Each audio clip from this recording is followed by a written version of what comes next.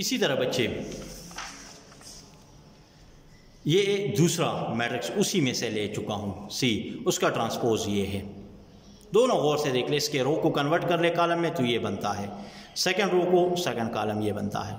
तो बच्चे सी और डी ये एक दूसरे के ट्रांसपोज है। Question number 3, which of the following matrices are symmetric.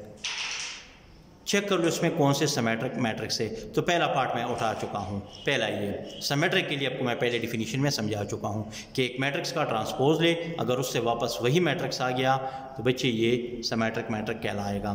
तो ये मैट्रिक्स हमें गिवन है, इसका ट्रांसपोज ले, तो ये मैं ट्रांसपोज ले चुका हूँ। ए का ट्रांसपोज, रो को कॉलम में कन्वर्ट कर ले, तो रो को मैं कॉलम में कन्वर्ट कर रहा हूँ। तो ये 5 - 7 इसको कॉलम में, -1 5 इसको में अगेन दूसरे कॉलम में। तो ये बच्चे ये और ये ज़रा देख ले, ये दोनों सेम नहीं आ रहे हैं। तो बच्चे ए का ट्रांसपोज नॉट इक्वल टू ए आ रहा है, तो ए हमारे पास इज़ नॉट सिमेट्रिक मैट्रिक्स, ये सिमेट्रिक मैट्रिक्स नहीं है। इसी तरह उसमें दूसरा पार्ट बी के बने, बी हमारे पास -1 2 2 3 सिमेट्रिक चेक करना है। तो इसका एक मैट्रिक्स का ट्रांसपोज ले, अगर उससे वापस वही मैट्रिक्स आ गया तो ये सिमेट्रिक कहलाएगा। बी का अब हम ट्रांसपोज लेंगे, तो ये हम ट्रांसपोज ले चुके हैं। रो को कॉलम में, इस रो को इस कॉलम में कन्वर्ट कर ले। तो बच्चे ये मैट्रिक्स और ये ज़रा देख ले सेम है, तो ये बी के बराबर है। तो बी का ट्रांसपोज से वापस वही मैट्रिक्स आ गया, तो बी हमारे पास सिमेट्रिक मैट्रिक्स है। इसी तरह उसमें 4 पार्ट डी हमें ये गिवन है 1 2 3 4 5 6।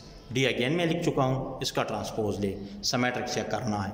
तो डी का ट्रांसपोज रो को कॉलम में कन्वर्ट कर ले, 1 2 3 इसको कॉलम में लिख चुका हूँ, 4 5 6 इसको सेकंड कॉलम में। तो बच्चे ये मैट्रिक्स देख ले, इस मैट्रिक्स गिवन मैट्रिक्स के बराबर नहीं है। तो D transpose not equal to D, तो डी हमारे पास is not a symmetric matrix है। Question number 4, which of the following matrices are skew symmetric. कौन से इसमें स्क्यू सिमेट्रिक है। स्क्यू सिमेट्रिक बच्चे मैं समझा चुका हूँ, एक मैट्रिक्स उसका ट्रांसपोज ले इज इक्वल टू माइनस वही मैट्रिक्स के बराबर अगर आ गया तो फिर ये स्क्यू मैट्रिक्स सिमेट्रिक कहलाएगा। अगर ये -a के बराबर नहीं आया तो फिर ये स्क्यू सिमेट्रिक नहीं कहलाएगा। ये ए हमें गिवन है, अगेन लिख चुका हूँ, इसका ट्रांसपोज ले। तो रो को कॉलम में मैं लिख चुका हूँ, सेकंड रो को सेकंड कॉलम में मैं लिख चुका हूँ। ए का ट्रांसपोज, इसके और इसके साइन में फ़र्क आ रहा है, प्लस माइनस का फ़र्क आ रहा है, तो इस वाले में से माइनस कॉमन ले, तो माइनस में कॉमन ले चुका हूँ यहाँ से भी, तो ये 0 आएगा। यहाँ ये नेगेटिव है, ये पॉजिटिव में कन्वर्ट, ये पॉजिटिव नेगेटिव में कन्वर्ट होगा, इस पर असर नहीं करता। तो बच्चे नेगेटिव अपनी जगह पर, ये मैट्रिक्स गिवन मैट्रिक्स के बराबर आ रहा है, तो A transpose is equal to -a। तो बच्चे ए हमारे पास स्क्यू सिमेट्रिक मैट्रिक्स कहलाएगा।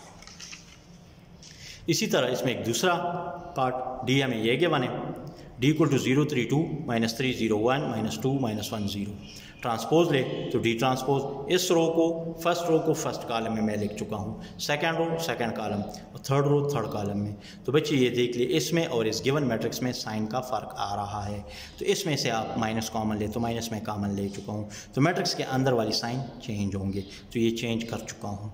तो बच्चे ये माइनस अपनी जगह पर, ये मैट्रिक्स इस गिवन मैट्रिक्स के बराबर आ रहा है, तो डी के बराबर है। तो डी का transpose is equal to -d, तो डी हमारे पास स्क्यू सिमेट्रिक मैट्रिक्स है।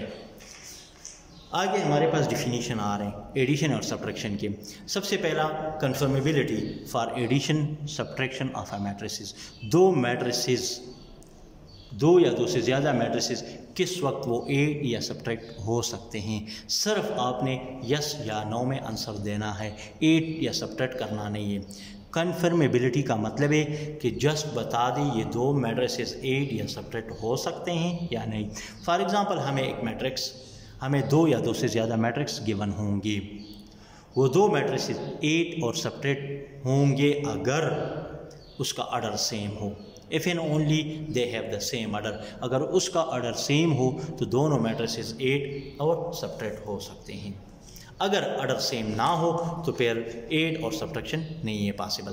तो ये दो हम मैट्रिक्सेस हैं, दोनों का ऑर्डर देख ले, दोनों का ऑर्डर सेम है, तो ये दो मैट्रिसेस एड भी हो सकते हैं और सब्ट्रैक्ट भी हो सकते हैं।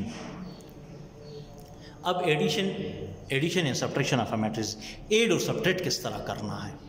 फॉर एग्जांपल दो मैट्रिसेस है ए और बी नाम से गिवन है, दोनों का ऑर्डर सेम है, शर्त यही है, कंडीशन ये है कि दोनों का ऑर्डर सेम होगा, दोनों का ऑर्डर सेम हो तो तब ये ऐड और सब्ट्रैक्ट होंगे, अदरवाइज अगर ऑर्डर सेम ना हो तो फिर ये ऐड और सब्ट्रैक्ट नहीं हो सकते।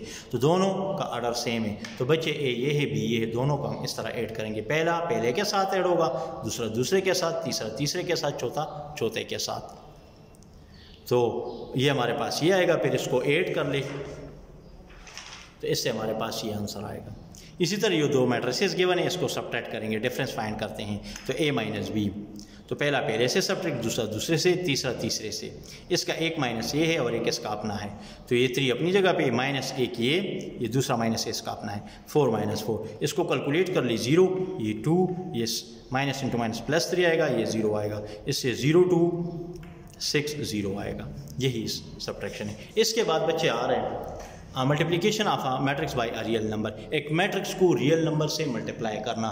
रियल नंबर से मुराद कोई भी वैल्यू हो सकती है, 1 2 3 या पॉइंट में या रूट के अंदर या फ्रैक्शन फॉर्म में, कोई भी वैल्यू आप ले और मैट्रिक्स के साथ उसको मल्टीप्लाई कर ले। तो फॉर एग्जांपल हमें एक मैट्रिक्स गिवन होगा और के हमारे पास कोई रियल नंबर होगा, मिसाल के तौर पे ए हमें ये गिवन है, मल्टीप्लाइंग बाय 2, दोनों साइड को अब 2 से मल्टीप्लाई कर ले, तो 2 को मैं दोनों, तो बच्चे ये रियल नंबर है, 2 को अब अंदर हर एलिमेंट के साथ मल्टीप्लाई कर ले, तो 2 पहले के साथ भी, 2 दूसरे के साथ भी, तीसरे के साथ भी, चौथे के साथ भी, और इससे आपके पास ये वाला आंसर आएगा। वस्सलाम।